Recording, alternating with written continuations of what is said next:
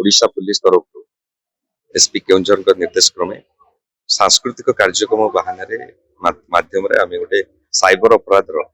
किपरि घटुची कौन कौन साइबर अपराध रोका जापर कौन कौन प्रिकसन ने पड़ो यह बाबद नाच गीत सांस्कृतिक कार्यक्रम मध्य लोक सचेतन कर आज आनंदपुर सब डिविजन 3 गोटी ब्लॉक रे यह कार्यक्रम हम वर्तमान आम घसीपुरा बस स्टैंड निकट में कार्यक्रम कर जो श्री डांस तरफ बैंक एंड ओडिशा पुलिस आनुकूल्य समस्त मिलित उद्यम कर जनसाधारण को किपरि आमे सचेतन कर साइबर अपराध को रोकने नाट्यंत माने नाच गीत आकार रे लोक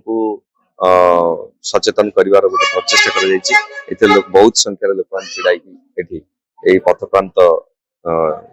सचेतन कार्यक्रम उपभोग कर जो ओटीपी आसुची कि लिंक आसुची पठाउछथि से माने जानि पर नांती गां रे जो माने लोक से जाननांती हम बैंक मैनेजर के उडे फोन करछि बते हमर किछ प्रॉब्लम अछि तो से लिंक रे क्लिक कर दुछन ताका अकाउंट रे पैसा अछि तो एमिति ठकामी रे शिकार होछन से तार सचेतनता पई के हमें माने टोटल